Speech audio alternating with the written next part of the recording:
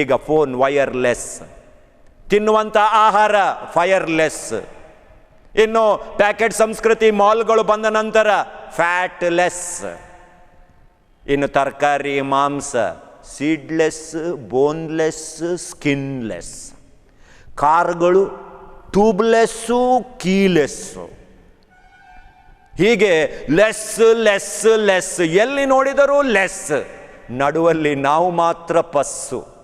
ದಿವ್ಯವಾಣಿ ದಿವ್ಯವಾಣಿ ದಿವ್ಯವಾಣಿ ದಿವ್ಯವಾಣಿ. ದಿನಗಳು ಜನಗಳು ಕೆಟ್ಟದಾಗುತ್ತಿರುವಾಗ ನಾವು ಪ್ರಭುವಿನ ಹಿಂಬಾಲಕರಾಗಿ ಈ ಪ್ರಪಂಚದಲ್ಲಿ ಯಾವ ರೀತಿಯಲ್ಲಿ ಜೀವಿಸಬೇಕು, ಈ ಪ್ರಶ್ನೆಯನ್ನು ಇವತ್ತು ಧ್ಯಾನಿಸುವುದಕ್ಕೆ ನಾವು ಹೋಗ್ತಾ ಇದ್ದೀವಿ. ಆತ್ಮೀಯರೇ, ಆಧುನಿಕ ಯುಗದಲ್ಲಿ ಜೀವಿಸುವಾಗ ಎಲ್ಲ ಕಡೆ ನಾವು ಕೇಳುವಂಥ ಒಂದು ಘೋಷವಾಕ್ಯ ಲೆಸ್ ಲೆಸ್ ಲೆಸ್. ಕಾಲ ಒಂದಿತ್ತು, ಮನೆಗೆ ನೆಂಟರಿಷ್ಟರು ಬಂದಾಗ ಯಾರೂ ಕೇಳ್ತಾ ಇರಲಿಲ್ಲ ಎಷ್ಟು ಸಕ್ಕರೆ ಹಾಕಬೇಕು ಅಂತೇಳಿ. ಇವತ್ತು ನೆಂಟರು ಬಾಗಿಲ ಬಳಿಯಲ್ಲಿ ಬಂದಾಗಲೇ ಒಲೆಯಲ್ಲಿ ಹಾಲಿಟ್ಟು ನೀರಿಟ್ಟು ಹೊರಗಡೆ ಬರ್ತಾರೆ, ಶುಗರ್ ಲೆಸ್ಸಾ? ಯಾಕಂದರೆ ಎಲ್ಲವೂ ಈ ರೀತಿಯಲ್ಲಾಗಿದೆ. ಆದ್ದರಿಂದ ಕಾಲ ಒಂದಿತ್ತು, ಮನೆಗೆ ಫೋನ್ ಇತ್ತು ನೋಡಿ, ವಯರ್ 25 ಮೀಟರ್ ಉದ್ದ. ಈಗ ಫೋನ್ ವೈರ್ಲೆಸ್, ತಿನ್ನುವಂಥ ಆಹಾರ ಫೈರ್ಲೆಸ್, ಇನ್ನು ಪ್ಯಾಕೆಟ್ ಸಂಸ್ಕೃತಿ ಮಾಲ್ಗಳು ಬಂದ ನಂತರ ಫ್ಯಾಟ್ಲೆಸ್, ಇನ್ನು ತರಕಾರಿ ಮಾಂಸ ಸೀಡ್ಲೆಸ್, ಬೋನ್ಲೆಸ್, ಸ್ಕಿನ್ಲೆಸ್, ಕಾರ್ಗಳು ಟ್ಯೂಬ್ಲೆಸ್ಸು, ಕೀಲೆಸ್ಸು, ಹೀಗೆ ಲೆಸ್ ಲೆಸ್ ಲೆಸ್, ಎಲ್ಲಿ ನೋಡಿದರೂ ಲೆಸ್, ನಡುವಲ್ಲಿ ನಾವು ಮಾತ್ರ ಪಸ್ಸು. ಅಂದರೆ ಈ ಲೆಸ್ಗಳ ನಡುವೆ ನಾವೆಲ್ಲೋ ಮಿಸ್ಗಳಾಗಿ ಹೋಗ್ತಾ ಇದ್ದೀವಿ, ದಾರಿ ತಪ್ತಾ ಇದ್ದೀವಿ. ಅದಕ್ಕಾಗಿ ಇವತ್ತಿನ ಶುಭ ಸಂದೇಶ ನಮಗೆ ಕೊಡುವಂಥ ವಾಕ್ಯ, ಈ ಧರೆಗೆ ನೀವೇ ಉಪ್ಪು, ಈ ಧರೆಗೆ ನೀವೇ ಬೆಳಕು. ನೀನೇ ಒಳ್ಳೆಯವನಾಗದಿದ್ದರೆ ಇನ್ಯಾರು ಒಳ್ಳೆಯವನಾಗ್ತಾರೆ? ಯೋಚನೆ ಮಾಡಿ, ಯೋಚನೆ ಮಾಡಿ. ನಾನು ಮಾಡದಿದ್ದರೆ ಇನ್ಯಾರು ಮಾಡಬೇಕು?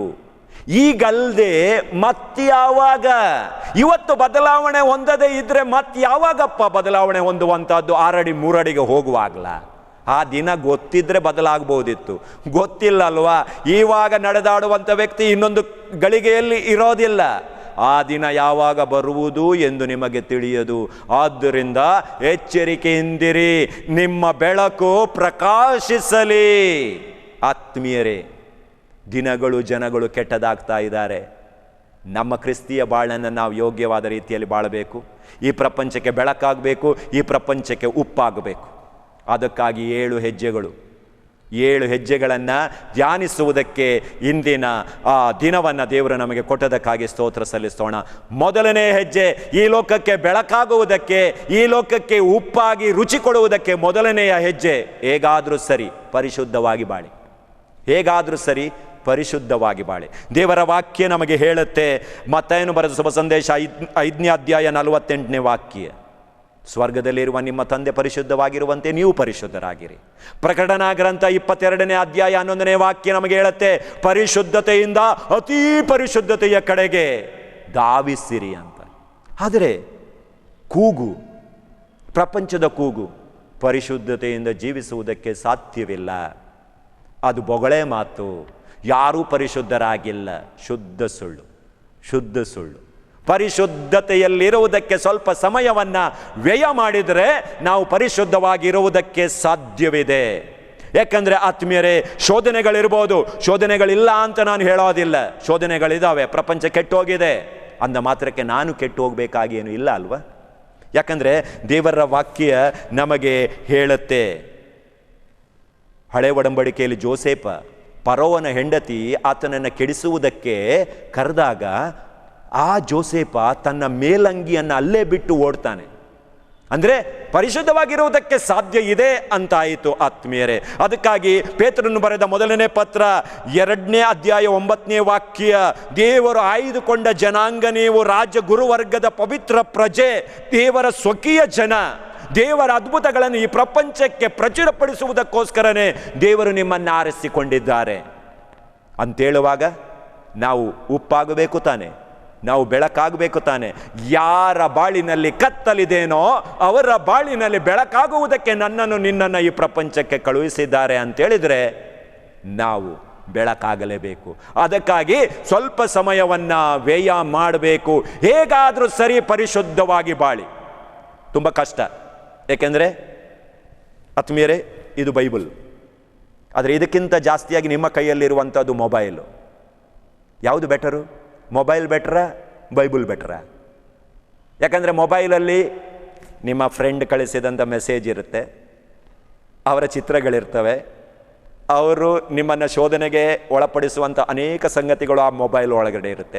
ನೀನು ಎಷ್ಟು ಸಾರಿ ಆ ಮೊಬೈಲನ್ನು ಓಪನ್ ಮಾಡ್ತೀಯ ಅಷ್ಟು ಬಾರಿ ಶೋಧನೆಗೆ ಬೀಳ್ತೀಯ. ಆದರೆ ಈ ಪುಸ್ತಕ ಓಪನ್ ಮಾಡಿದರೆ ನೀನು ಶೋಧನೆಗೆ ಬೀಳೋದಿಲ್ಲ. ಪರಿಶುದ್ಧವಾಗಿ ಜೀವಿಸುವುದಕ್ಕೆ ಈ ಪುಸ್ತಕ ನಿನಗೆ ಸಾಕ್ಷಿ. ಆದ್ದರಿಂದ ಪರಿಶುದ್ಧವಾಗಿ ಜೀವಿಸುವುದಕ್ಕೆ ಸ್ವಲ್ಪ ಸಮಯವನ್ನು ವ್ಯಯ ಮಾಡಿ. ಅದಕ್ಕಾಗಿ ಸಂತ ಪೌಲರು ಫಿಲಿಪ್ಪಿಯರಿಗೆ ಬರೆದ ಪತ್ರ 2ನೇ ಅಧ್ಯಾಯ 15ನೇ ವಾಕ್ಯ, ನಿರ್ದೋಷಿಗಳು ನಿಷ್ಕಳಂಕರು ಆಗಿರಿ, ವಕ್ರ ಬುದ್ಧಿಯ ದುಷ್ಟ ಜನರ ನಡುವೆ ದೇವರ ಪರಿಶುದ್ಧ ವ್ಯಕ್ತಿಗಳಾಗಿ ಬಾಳಿ. ಅಂತ ವಾಕ್ಯ ನೋಡಿ, ವಕ್ರ ಬುದ್ಧಿಯುಳ್ಳ ದುಷ್ಟ ಜನರ ನಡುವೆ ನೀವು ಪರಿಶುದ್ಧರಾಗಿ ಬಾಳುವುದಕ್ಕೆ ಪ್ರಯತ್ನ ಪಡಿ. ಆದ್ದರಿಂದ ಪರಿಶುದ್ಧವಾಗಿರುವುದಕ್ಕೆ ಸ್ವಲ್ಪ ಸಮಯವನ್ನು ವ್ಯಯ ಮಾಡಿ. ಇದು ಮೊದಲನೆಯ ಹೆಜ್ಜೆ. ಎರಡನೆಯ ಹೆಜ್ಜೆ, ಪ್ರಾರ್ಥನೆಗೆ ಒಂದು ನಿರ್ದಿಷ್ಟ ಸಮಯವನ್ನು ನಿಗದಿಪಡಿಸಿಕೊಳ್ಳಿ. ಎಲ್ಲದಕ್ಕೂ ಸಮಯ ಇದೆ ನೋಡಿ. ಇವತ್ತು ಗಡಿಬಿಡಿಯ ಪ್ರಪಂಚ ಇವತ್ತು ಭಾಳ ವೇಗವಾಗಿ ನಡೆಯುತ್ತೆ. ಎಲ್ಲರೂ ಹೇಳ್ತಾರೆ ನೋ ಟೈಮ್. ಯಾಕ್ರಿ ಸುಳ್ಳು ಹೇಳ್ತೀರಾ ನೋ ಟೈಮ್ ಅಂತ? ವಾಟ್ಸಪ್ಪಿಗೆ ಟೈಮ್ ಇದೆ, ನಿಮಗೆ ಫೇಸ್ಬುಕ್ಕಿಗೆ ಟೈಮ್ ಇದೆ, ಇಂಟರ್ನೆಟ್ಗೆ ಟೈಮ್ ಇದೆ, ಬಸ್ ಸ್ಟ್ಯಾಂಡಲ್ಲಿ ಬಸ್ಸಿಗೆ ಕಾಯುವುದಕ್ಕೆ ಟೈಮ್ ಇದೆ, ಗೆಳೆಯರ ಜೊತೆ ಹರಟೆ ಹೊಡೆಯುವುದಕ್ಕೆ ಟೈಮ್ ಇದೆ, ಚಾಡಿ ಹರಡುವುದಕ್ಕೆ ಟೈಮ್ ಇದೆ, ಮಲ್ಗಕ್ಕೆ ಟೈಮ್ ಇದೆ, ತಿರ್ಗಕ್ಕೆ ಟೈಮ್ ಇದೆ. ದೇವರಿಗೆ ಮಾತ್ರ ಟೈಮ್ ಇಲ್ಲ. No time for God. ದೇವರು ಕೊಟ್ಟಿರುವಂಥ ಸಮಯವನ್ನು ನೀಡಿರುವಂಥ ದೇವರಿಗೆ ಸಮಯ ಕೊಡುವುದಕ್ಕೆ ನಮಗೆ ಸಮಯ ಇಲ್ಲ. 24 ಗಂಟೆಗಳಿದ್ದಾವೆ ಆತ್ಮೀಯರೇ. ಅದರಲ್ಲಿ ಒಂದು 15 ನಿಮಿಷ ದೇವರಿಗೆ ಕೊಡುವುದಕ್ಕೆ ನಿಮ್ಮಿಂದ ಸಾಧ್ಯವಿಲ್ವ? ಸಾಧ್ಯ ಇದೆ. ಇದು ನಿಮ್ಮ ಮನೆ ಬಾಗಿಲಿಗೆ ಈ ವಚನ ಮಾಲಿಕೆ ಬರ್ತಾ ಇದೆ. ಅಟ್ಲೀಸ್ಟ್ ಈ 15 ನಿಮಿಷವಾದರೂ ಎಲ್ಲ ಕೆಲಸವನ್ನು ಬಿಟ್ಟು ಟಿ ವಿ ಮುಂದೆ ಆದರೂ ಕೂತ್ಕೊಳ್ಳಿ. ಆ ವಾಕ್ಯಗಳನ್ನು ಆಲಿಸಿರಿ, ಜೀವನದಲ್ಲಿ ಪಾಲಿಸುವುದಕ್ಕೆ ಪ್ರಯತ್ನಿಸಿರಿ. ಇದೊಂದು ಅವಕಾಶವನ್ನು ಕ್ರಿಯೇಟ್ ಮಾಡಿದ್ದಾರೆ ನಿಮ್ಮ ಮನೆಗೆ ವಾಕ್ಯವನ್ನು ತರುವುದಕ್ಕೆ. ಆದ್ದರಿಂದ ಪರಿಶುದ್ಧವಾಗಿ ಬಾಳುವುದಕ್ಕೆ ಪ್ರಾರ್ಥನೆಗೆ ಒಂದು ಸಮಯವನ್ನು ನಿಗದಿಪಡಿಸಿಕೊಳ್ಳಿರಿ. ಯಾಕಂದರೆ ಮದರ್ ತೆರೇಸಾ ಹೇಳ್ತಾರೆ, ನನ್ನ ದಿನವನ್ನು 1 ಗಂಟೆಯ ಆರಾಧನೆಯ ಜೊತೆಗೆ ನಾನು ಆರಂಭ ಮಾಡ್ತೀನಿ. ಯಾವಾಗ ಆರಾಧನೆಯಲ್ಲಿ ನಾನು ತೊಡಗುವುದಿಲ್ವೋ ಅವತ್ತು ಸೈತಾನನಿಗೆ ಜಯ ಆಗತ್ತೆ ಅಂತ ನನಗೆ ಗೊತ್ತಿದೆ ಅಂತ ಮದರ್ ತೆರೇಸಾ ಹೇಳ್ತಾ ಇದ್ರು. ಆದ್ದರಿಂದ ಪ್ರಾರ್ಥನೆಗೆ ಹೆಚ್ಚಿನ ಸಮಯವನ್ನು ನಿಗದಿಪಡಿಸಿಕೊಳ್ಳಿ. ಅದಕ್ಕಾಗಿ ಸಂತ ಪೌಲರು ಎಫೆಸದವರಿಗೆ ಬರೆದ ಪತ್ರ 6ನೇ ಅಧ್ಯಾಯ ವಾಕ್ಯ 11ರಿಂದ 18ರಲ್ಲಿ ಹೇಳ್ತಾರೆ, ಸರ್ವ ಆಯುಧಗಳನ್ನು ಧರಿಸಿಕೊಂಡು ಸಿದ್ಧರಾಗಿರಿ. ಸರ್ವ ಆಯುಧ ಅಂದರೆ ಪ್ರಾರ್ಥನೆಯ ಆಯುಧ ಧರಿಸಿಕೊಳ್ಳಿರಿ ಆತ್ಮೀಯರೇ. ಆದ್ದರಿಂದ ಯಾವಾಗ ನಿಮ್ಮ ಜೀವನದಲ್ಲಿ ಪ್ರಾರ್ಥನೆ ಕಡಿಮೆಯಾಗತ್ತೆ, ಆವಾಗ ನಿಮ್ಮ ಜೀವನ ICUಯಲ್ಲಿ ಅಡ್ಮಿಟ್ ಆಗತ್ತೆ. ಯಾವಾಗ ಪ್ರಾಣ ಹೋಗುತ್ತೆ ಅಂತ ಗೊತ್ತಿಲ್ಲ. ಯಾಕಂದರೆ ತುಂಬ ಜನ ಹೇಳ್ತಾರೆ ನಾವು 20ನೇ ವಯಸ್ಸಿಗೆ ಸಾಯ್ತೀವಂತೆ, 80ನೇ ವಯಸ್ಸಿಗೆ ನಮ್ಮ ಸಂಸ್ಕಾರ ಆಗತ್ತೆ. ಯಾಕಂದರೆ 20ನೇ ವಯಸ್ಸಲ್ಲಿ ಎಲ್ಲ ಮುಗಿಸಿಬಿಡ್ತೀವಿ. ನಾವು ಎಲ್ಲ ಮುಗಿಸಿ ಈ ಲೋಕದಲ್ಲಿ ಮುಳುಗಿ ಹೋಗಿರ್ತೀವಿ. ಯಾಕಂದರೆ ಆವಾಗ ಹೆಂಗಾಗಿರ್ತೀವಿ, ದೇವರು ಯಾಕೆ ಅನ್ನುವಂಥದ್ದು ನಮ್ಮ ಮನಸ್ಸಿನ ಒಳಗಡೆ ಯಾವಾಗ ಹೋಗುತ್ತೆ, ವಯಸ್ಸಾದ ಮೇಲೆ ದೇವರು ಬೇಕು ಅಂತ ಯೋಚನೆ ಮಾಡೋರಿದ್ದಾರೆ. ಇಲ್ಲ, ವಯಸ್ಸಾದ ಮೇಲೆ ಅಲ್ಲ, ಇವಾಗಲೇ ದೇವರನ್ನು ಕಂಡುಕೊಳ್ಳಿ, ಆವಾಗ ನಿಮ್ಮನ್ನು ಅವರು ಕಾಯ್ತಾರೆ. ಇದು 2ನೇ ಹೆಜ್ಜೆ. ಪ್ರಾರ್ಥನೆಗೆ ನಿಗದಿತ ಸಮಯವನ್ನು ನಿಗದಿಪಡಿಸಿಕೊಳ್ಳಿ. ಈ ಲೋಕಕ್ಕೆ ಬೆಳಕಾಗುವುದಕ್ಕೆ, ಈ ಲೋಕಕ್ಕೆ ಉಪ್ಪಾಗುವುದಕ್ಕೆ ನೀವು ಕೈಗೊಳ್ಳುವಂಥ 3ನೇ ಹೆಜ್ಜೆ, ಪ್ರಾರ್ಥನೆಯನ್ನು ದೇವರ ವಾಕ್ಯದಲ್ಲಿ ತುಂಬಿಕೊಳ್ಳಿ. ದೇವರ ವಾಕ್ಯ ನಿಮ್ಮನ್ನು ಬಿಡುಗಡೆಗೊಳಿಸುವಂಥ ವಾಕ್ಯ, ನಿಮಗೆ ಶಕ್ತಿ ಕೊಡುವಂಥ ವಾಕ್ಯ, ನಿಮಗೆ ಎಲ್ಲ ಕಾಲದಲ್ಲಿಯೂ ಕೂಡ ನಿಮ್ಮ ವೇದನೆಗಳನ್ನು ಚಿಂತೆಗಳನ್ನು ಪಾರು ಮಾಡುವಂಥ ವಾಕ್ಯ. ಆದ್ದರಿಂದ ಆತ್ಮೀಯರೇ, ದೇವರ ವಾಕ್ಯಕ್ಕೆ ಒಂದು ನಿಗದಿತ ಸಮಯವನ್ನು ಮೀಸಲಾಗಿಡಿ. ದೇವರ ವಾಕ್ಯವನ್ನು ತುಂಬಿಕೊಳ್ಳಿ. ಎಫೆಸದವರಿಗೆ ಬರೆದ ಪತ್ರ 6ನೇ ಅಧ್ಯಾಯ 17ನೇ ವಾಕ್ಯ ನಮಗೆ ಹೇಳುತ್ತೆ, ದೇವರ ವಾಕ್ಯ ಅನ್ನುವಂಥ ಖಡ್ಗವನ್ನು ಕೈಯಲ್ಲಿಟ್ಕೊಳ್ಳಿ.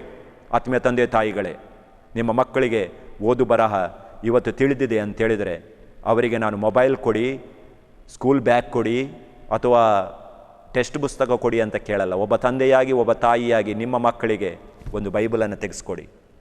ಅವರು ಓದಲಿ ಆ ವಾಕ್ಯವನ್ನು. ಆ ವಾಕ್ಯದಿಂದ ಅವರು ಸದೃಢರಾಗಲಿ.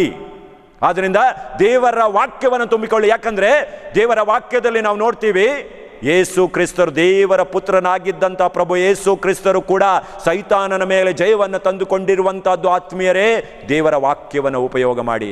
ನಾನು ನೀನು ಯಾರು? ಪ್ರಭು ಯೇಸುವೆ ದೇವರ ವಾಕ್ಯವನ್ನು ಉಪಯೋಗ ಮಾಡಿದ್ದಾರೆ ಎಂದಾದರೆ ನಾನು ನೀನು ದೇವರ ವಾಕ್ಯವನ್ನು ಉಪಯೋಗ ಮಾಡಲೇಬೇಕು. ಈ ಲೋಕಕ್ಕೆ ಉಪ್ಪಾಗುವುದಕ್ಕೆ ದೇವರ ವಾಕ್ಯ ನಮಗೊಂದು ಸಾಧನ. 4ನೆಯ ಮೆಟ್ಲು, ನಿಮ್ಮ ಕುಟುಂಬವನ್ನು ಕಾಪಾಡಿಕೊಳ್ಳಿ. ಕುಟುಂಬ ಧರ್ಮಸಭೆ ಆಧಾರ ಸ್ತಂಭ. ಆದ್ದರಿಂದ ಇವತ್ತು ಅನೇಕ ಕುಟುಂಬಗಳಲ್ಲಿ ಒಟ್ಟಾಗಿ ಮಾತಾಡುವಂಥ ಸಮಯ ಇಲ್ಲ, ಒಟ್ಟಾಗಿ ಪ್ರಾರ್ಥಿಸುವಂಥ ಸಮಯ ಇಲ್ಲ, ಒಟ್ಟಾಗಿ ಕೂತು ಊಟ ಮಾಡುವುದಕ್ಕೂ ಕೆಲವರಿಗೆ ಸಮಯ ಇಲ್ಲ. ಈ 3 ನಾವು ಕಳ್ಕೊಂಡಿದ್ದೀವಿ. ಸುಮ್ಮನೆ 4 ಗೋಡೆಗಳ ಮಧ್ಯೆ ನಾನು ಗಂಡ, ನಾನು ಹೆಂಡತಿ, ನಮಗೆ 2 ಮಕ್ಕಳು ಅಂತ ಜೀವನವನ್ನು ಮಾಡ್ತಾ ಇದ್ದೀವಿ. ಮನಃಶಾಂತಿಯನ್ನು ಕಳ್ಕೊಂಡಿದ್ದೀವಿ. ಯಾರೂ ನಿಮಗೆ ಮನಃಶಾಂತಿಯನ್ನು ಕೊಡುವುದಕ್ಕಾಗೋದಿಲ್ಲ ನಿಮ್ಮ ಕುಟುಂಬವನ್ನು ಬಿಟ್ಟು. ದುಡೀರಿ, ದುಡಿಬೇಕು, ಆದರೆ ಕುಟುಂಬಕ್ಕಾಗಿ ಸ್ವಲ್ಪ ಸಮಯವನ್ನು ಕೊಡಿ. ನಿಮಗೆ ಗೆಳೆಯರಿದ್ದಾರೆ, ಬಾರಲ್ಲಿ ಸಮಯ ಕಳೆಯಿರಿ. ಅದು ನಿಮ್ಮನ್ನು ಸಮಾಧಾನದ ಕಡೆಗೆ ನಿಮ್ಮನ್ನು ಕರೆದೊಯ್ಯುವುದಿಲ್ಲ. ಬದಲಿಗೆ ಕುಟುಂಬದ ಜೊತೆಗೆ ಸಮಯವನ್ನು ಕಳೆಯಿರಿ. ಇವತ್ತು ಮಕ್ಕಳು ದಾರಿ ತಪ್ತಾ ಇದ್ದಾರೆ. ಯಾಕೆ? ತಂದೆ ತಾಯಿಗಳಿಗೆ ದುಡಿಬೇಕು. ತಂದೆ ತಾಯಿಗಳಿಗೆ ಮಕ್ಕಳ ಜೊತೆಗೆ ಸಮಯ ಕಳೆಯುವುದಕ್ಕೆ ಸಮಯ ಇಲ್ಲ. ಇವತ್ತು ಮಕ್ಕಳು ಕತ್ತಲೆಯಲ್ಲಿದ್ದಾರೆ. ಮಕ್ಕಳ ಬಾಳಿಗೆ ಬೆಳಕಾಗಬೇಕಾದ್ರೆ ತಂದೆ ತಾಯಿಗಳೇ ನೀವು ನಿಮ್ಮ ಮಕ್ಕಳ ಜೊತೆಗೆ ಸಮಯವನ್ನು ಕಳೆಯುವುದಕ್ಕೆ ಪ್ರಯತ್ನಿಸಿರಿ. ಇದು 4ನೇ ಹೆಜ್ಜೆ ನೀವು ಕೈಗೊಳ್ಳಬೇಕಾದಂಥದ್ದು. 5ನೇ ಹೆಜ್ಜೆ ಆತ್ಮೀಯರೇ, ಪರಸ್ಪರ ಅನ್ಯೋನ್ಯತೆಯಿಂದ ಬಾಳಿ, ಕ್ಷಮಿಸಿ ಬಾಳಿ. ಕ್ಷಮಿಸದೆ ಕ್ಷೇಮ ಇಲ್ಲ ಅಂತ ಇಂದಿನ ಮಾಲಿಕೆಯಲ್ಲಿ ನಾನು ನಿಮಗೆ ಹೇಳಿದ್ದೆ. ಅದೇ ರೀತಿಯಲ್ಲಿ ಕ್ಷಮಾದಾನವನ್ನು ಕೊಡಿ, ಕ್ಷಮಿಸಿ ಬಾಳುವುದಕ್ಕೆ ಪ್ರಯತ್ನಿಸಿ. 6ನೆಯ ಹೆಜ್ಜೆ ಆತ್ಮೀಯರೇ, ದೇವರ ವಾಕ್ಯ ನಮಗೆ ಹೇಳುವಂಥ 6ನೆಯ ಹೆಜ್ಜೆ, ದ್ರವ್ಯದ ಆಸೆಯಿಂದ ದಿವ್ಯತೆಯ ಕಡೆಗೆ ತಿರುಗಿಕೊಳ್ಳಿ. ದ್ರವ್ಯದ ಆಸೆಯಿಂದ ದಿವ್ಯತೆಯ ಕಡೆಗೆ ತಿರುಗಿಕೊಳ್ಳಿ. ಏನಿದ್ರೆ ಏನು ಸ್ವಾಮಿ, ಏನಾದರೂ ತೊಗೊಂಡೋಗಕ್ಕಿದೇನಾ? 10 ಎಕರೆ ಭೂಮಿ ನಾನು ತೊಗೊಂಡ್ರು ನನಗೆ ಸಿಗೋದೆಷ್ಟು? 6 ಅಡಿ 3 ಅಡಿ ತಾನೆ. ಗುಡ್ಸಲಲ್ಲಿರುವವನಿಗೂ 6 ಅಡಿ 3 ಅಡಿ. ಆಂಧ್ರದಿಂದ ಮಾರ್ಬಲ್ ತಂದು, ಗುಜರಾತಿಂದ ಮೊಸೈಕ್ ತಂದು ಕಟ್ಟಿದ ಮನೆಯಲ್ಲಿರುವವನಿಗೂ 6 ಅಡಿ 3 ಅಡಿನೇ. ಎಷ್ಟು ಸಂಗ್ರಹ ಮಾಡಿದರೆ ಏನು ಫಲ? ಎಲ್ಲ ಲೋಟ ಇದ್ದಂತೆ. ಯಾರಿಗೂ ಲೋಟ ತೊಗೊಂಡೋಗೋಕ್ಕೆ ಸಿಗೋದಿಲ್ಲ ನೋಡಿ. ನಾನು ತುಂಬ ಮನೆಗೆ ಹೋದಾಗ ನನಗೆ ಕಾಪಿ ಕೊಡ್ತಾರೆ. ಕಾಪಿ ಕುಡ್ದಾದ ಮೇಲೆ ನಾನು ಸಾಮಾನ್ಯವಾಗಿ ಕಾಪಿ ಲೋಟದ ಸಮೇತ ಎದ್ದೇಳ್ತೀನಿ. ಕೂಡಲೇ ಬರ್ತಾರೆ ಮನೆ ಯಜಮಾನ ಅಥವಾ ಯಜಮಾಂತಿ, ಲೋಟ ಕೊಡಿ ಅಂತ ಕೇಳ್ತಾರೆ. ಮೊನ್ನೆ ಒಂದು ಮನೆಗೆ ಹೋದೆ. ಇವರು ಲೋಟ ಕೇಳ್ತಾರಲ್ವಾ, ಇವರಿಗೆ ಕಲಿಸ್ತೀನಿ ಅಂತೇಳಿ ನಾನು ಹೇಳಿದೆ, ನನಗೆ ಕಪ್ಪಲ್ಲಿ ಕೊಡಬೇಡಿ, ಲೋಟದಲ್ಲಿ ಕೊಡಬೇಡಿ, ನನಗೆ ಪೇಪರ್ ಲೋಟದಲ್ಲಿ ಕೊಡಿ ಅಂದೆ. ಅವ್ರು ನಮ್ಮನ್ನು ಒಮ್ಮೆ ಹಿಂಗೆ ನೋಡಿದರು. ಇವರು ಯಾಕೆ, ಗುರುಗಳು ಯಾಕೆ ಪೇಪರ್ ಲೋಟದಲ್ಲೇ ಕೇಳ್ತಾರೆ ಅಂತ ಹೇಳಿ. ಯಾಕಂದರೆ ಆ ಲೋಟವಾದರೂ ತೊಗೊಂಡೋಗೋಕ್ಕೆ ಕೊಡ್ತಾರಾ ಅಂತ ನನಗೆ ಪರೀಕ್ಷೆ ಮಾಡೋಕ್ಕೆ ಬೇಕಿತ್ತು. ಪ್ಲಾಸ್ಟಿಕ್ ಇದರಲ್ಲಿ ಪೇಪರ್ ಲೋಟದಲ್ಲಿ ಕಾಪಿ ಕುಡ್ದೆ ಲೋಟ ಸಮೇತ ಎದ್ದು ನಿಂತೆ. ಬಂದ್ರಲ್ವ ಲೋಟ ಕೊಡಿ ಅಂತ. ಅದೇ ರೀತಿಯಲ್ಲಿ ನೀವು ಎಷ್ಟೇ ಆಸ್ತಿ ಅಂತಸ್ತು ಸಂಪತ್ತನ್ನು ಕೂಡಿಟ್ಟರೂ ಕೂಡ ಅದು ಬೇರೆಯವರ ಪಾಲಾಗತ್ತೆ ಹೊರತು ನಿನಗೆ ತೊಗೊಂಡೋಗೋಕ್ಕೆ ಸಿಗೋದಿಲ್ಲ. ಆದ್ದರಿಂದ ದೇವರ ದಿವ್ಯ ಸಾಕ್ಷಾತ್ಕಾರವನ್ನು ನೀನು ಅನುಭವಿಸುವುದಕ್ಕೆ ಪ್ರಯತ್ನ ಪಟ್ಟರೆ ಮಾತ್ರ ಈ ಲೋಕಕ್ಕೆ ಬೆಳಕಾಗ್ತೀಯ, ಉಪ್ಪಾಗ್ತೀಯ. ಎಷ್ಟೋ ಜನ ಕೋಟಿಗಟ್ಟಲೆ ಸಂಪಾದನೆ ಮಾಡಿದವರು ಮಣ್ಣಲ್ಲಿ ಮಣ್ಣಾಗಿ ಹೋಗಿದ್ದಾರೆ. ಯಾರೂ ಅವರನ್ನು ನೆನಪಿನಲ್ಲಿ ಇಟ್ಕೊಂಡಿಲ್ಲ. ಈ ಲೋಕಕ್ಕೆ ಬೆಳಕಾದವರನ್ನು ಮಾತ್ರ ನಾವು ನೆನಪಿನಲ್ಲಿ ಇಟ್ಕೊಳ್ತೀವಿ. 7ನೆಯ ಹೆಜ್ಜೆ ಆತ್ಮೀಯರೇ, ನಿಮ್ಮ ಜೀವನದಲ್ಲಿ ಏನನ್ನು ಕಳ್ಕೊಂಡಿದ್ದೀರೋ ಅದನ್ನು ಆದಷ್ಟು ಬೇಗ ಹಿಂದಕ್ಕೆ ಪಡೆಯುವುದಕ್ಕೆ ಪ್ರಯತ್ನ ಪಡಿ. ಯಾಕೆಂದರೆ ನಿನಗೆ ದೇವರೊಂದು ವಿಶೇಷ ವರದಾನ ಕೊಟ್ಟಿದ್ದಾರೆ. ನಿನ್ನ ಮಾತಿಗೆ ಒಂದು ಶಕ್ತಿಯನ್ನು ಕೊಟ್ಟಿದ್ದಾರೆ. ನಿನ್ನ ಮಾತು ಅಂತ ಹೇಳಿದರೆ ಕೆಲವರಿಗೆ ಸಮಾಧಾನ ಕೊಡುತ್ತೆ, ಅದನ್ನು ಉಪಯೋಗ ಮಾಡು. ಆದರೆ ಇವತ್ತು ನೀನು ಕಳ್ಕೊಂಡಿರ್ಬೋದು. ನಿನಗೆ ಸೇವೆ ಮಾಡುವಂಥ ಒಂದು ಮನೋಭಾವವನ್ನು ದೇವರು ಕೊಟ್ಟಿರ್ಬೋದು, ಸೇವೆ ಮಾಡು. ಇತರರನ್ನು ಕ್ಷಮಿಸುವಂಥ ಮನೋಭಾವವನ್ನು ನಿನಗೆ ಕೊಟ್ಟಿರ್ಬೋದು, ಕ್ಷಮಿಸಿ ಬಾಳು. ಅದು ನಿನ್ನ ಶ್ರೇಷ್ಠತೆ. ಆದ್ದರಿಂದ ನೀನು ಇವತ್ತು ಈ ವಚನ ಮಾಲಿಕೆಯನ್ನು ಆಲಿಸುತ್ತಾ ಟಿ ವಿ ಮುಂದೆ ಕೂತ್ಕೊಂಡು ಇದನ್ನು ನೋಡ್ತಾ ಇರುವಾಗ ನಿನಗೆ ಅನಿಸ್ಬೋದು, 5 ವರ್ಷದ ಹಿಂದೆ ನಾನು ಪ್ರಾರ್ಥನೆ ಮಾಡ್ತಾ ಇದ್ದೆ, ಈಗ ಅದನ್ನು ಕಳ್ಕೊಂಡಿದ್ದೀನಿ. ಆದಷ್ಟು ಬೇಗ ಅದನ್ನು ಹಿಂದಕ್ಕೆ ಪಡ್ಕೋ. 5 ವರ್ಷದಿಂದ ನಾನು ತುಂಬ ಸೇವೆ ಮಾಡ್ತಾ ಇದ್ದೆ, ಈಗ ಕಳ್ಕೊಂಡಿದ್ದೀನಿ. ಆದಷ್ಟು ಮರಳಿ ಆ ಸೇವೆಗೆ ಹಿಂದಕ್ಕೆ ಹೋಗು. ಯಾಕಂದರೆ ನೀನು ಮಾಡಬೇಕಾದದ್ದು ಅದೇ, ಈ ಲೋಕಕ್ಕೆ ಬೆಳಕಾಗಬೇಕು, ಈ ಲೋಕಕ್ಕೆ ಉಪ್ಪಾಗಬೇಕು. ಹಾಗೆ ಮಾಡಿದಾಗ ಮಾತ್ರ ನಿನಗೆ ನಿನ್ನ ಜೀವನಕ್ಕೆ ಅರ್ಥ. ಇಲ್ಲದಿದ್ದರೆ ನಾನು ನೀನು ಪ್ರಾಣಿಗೆ ಸಮಾನ. ಅವು ಜೀವಿಸ್ತವೆ, ನಾವು ಜೀವಿಸ್ತೀವಿ. ಅದಕ್ಕಿಂತ ಬೇರೆ ಏನು ಮಾಡುವುದಕ್ಕಾಗೋದಿಲ್ಲ. ಆದ್ದರಿಂದ ಈ 7 ಹೆಜ್ಜೆಗಳನ್ನು ನಿನ್ನ ಮುಂದಿಡ್ತಾ ಈ ಲೋಕಕ್ಕೆ ಬೆಳಕಾಗುವುದಕ್ಕೆ, ಈ ಲೋಕಕ್ಕೆ ನೀನು ಉಪ್ಪಾಗಿ ಯಾರ ಜೀವನದಲ್ಲಿ ಅವರು ಜೀವನದ ಅರ್ಥವನ್ನು ಕಳ್ಕೊಂಡಿದ್ದಾರೋ ಅವರಿಗೆ ಅರ್ಥ ಕೊಡುವಂಥ ವ್ಯಕ್ತಿ ನೀನಾಗುವುದಕ್ಕೆ ಪ್ರಯತ್ನಿಸು. ಕರಗಳನ್ನು ಜೋಡಿಸಿಕೊಳ್ಳೋಣ. ದೇವರ ಅನುಗ್ರಹ ನಾವು ಪಡೆಯಲೇಬೇಕು. ಈ ಲೋಕಕ್ಕೆ ನಾವು ಬೆಳಕಾಗಬೇಕು, ಈ ಲೋಕಕ್ಕೆ ನಾವು ಉಪ್ಪಾಗಬೇಕು. ಇದಕ್ಕೆ ನಮಗೆ ಪ್ರಾರ್ಥನೆ ಒಂದೇ ದಾರಿ. ಕಣ್ಣುಗಳನ್ನು ಮುಚ್ಚಿಕೊಳ್ಳಿ, ಕರಗಳನ್ನು ಜೋಡಿಸಿಕೊಳ್ಳಿ, ಪ್ರಾರ್ಥಿಸೋಣ. ಸರ್ವಶಕ್ತರಾದ ನಿತ್ಯ ದೇವರೇ, ನೀವೇ ನಿಮ್ಮ ವಾಕ್ಯದಲ್ಲಿ ನುಡಿದಿದ್ದೀರಿ, ನನ್ನಲ್ಲಿ ನೆಲೆಯಾಗದ ಹೊರತು ನೀವು ಏನು ಮಾಡಲಾರಿರಿ. ಪ್ರಭುವೇ, ನಿನ್ನಲ್ಲಿ ನೆಲೆಯಾದಾಗ ಮಾತ್ರ ನಾವು ಈ ಲೋಕಕ್ಕೆ ಬೆಳಕಾಗ್ತೀವಿ, ಉಪ್ಪಾಗ್ತೀವಿ. ನಾವು ಉಪ್ಪಾಗಿ ಬೆಳಕಾಗಿ ಜೀವನವನ್ನು ಮಾಡದಿದ್ದರೆ ಏನೂ ಪ್ರಯೋಜನ ಇಲ್ಲ. ಇಡೀ ಪ್ರಕೃತಿ ಆ ಹೂ ತನಗಾಗಿ ಅರಳುವುದಿಲ್ಲ, ಪರರಿಗಾಗಿ ಅರಳುತ್ತೆ. ಒಂದು ದೀಪ ತನಗಾಗಿ ಉರಿಯುವುದಿಲ್ಲ, ಪರರಿಗಾಗಿ ಉರಿಯುತ್ತದೆ. ಅದೇ ರೀತಿಯಲ್ಲಿ ನಮ್ಮ ಬಾಳು ಕೂಡ ಪರರಿಗಾಗಿ ಮೀಸಲಾದಂಥ ಬಾಳಾಗಲು ನಮ್ಮೆಲ್ಲರನ್ನ ಆಶೀರ್ವದಿಸಿರಿ. ಪುಟ್ಟ ಪುಟ್ಟ ಕಾರ್ಯಗಳ ಮುಖಾಂತರ ಬೇರೆಯವರ ಜೀವನಕ್ಕೆ ರುಚಿ ಕೊಡುವಂಥ, ಬೇರೆಯವರ ಬಾಳಿಗೆ ನಾವು ಬೆಳಕಾಗುವಂಥ ವ್ಯಕ್ತಿಗಳಾಗಿ ಓ ಪವಿತ್ರಾತ್ಮರೇ ಇಳಿದು ಬನ್ನಿ. ನಮ್ಮನ್ನು ಆಶೀರ್ವದಿಸಿ ಹೊಸ ವ್ಯಕ್ತಿಗಳಾಗಿ ನಮ್ಮನ್ನು ಮಾರ್ಪಡಿಸಿರಿ. ಆಮೇನ್. ತಲೆಬಾಗಿ ಆಶೀರ್ವಾದವನ್ನು ಸ್ವೀಕರಿಸಿರಿ. ಕರ್ತರು ನಿಮ್ಮೊಡನೆ ಇರಲಿ, ನಿಮ್ಮೊಡನೆಯೂ ಇರಲಿ.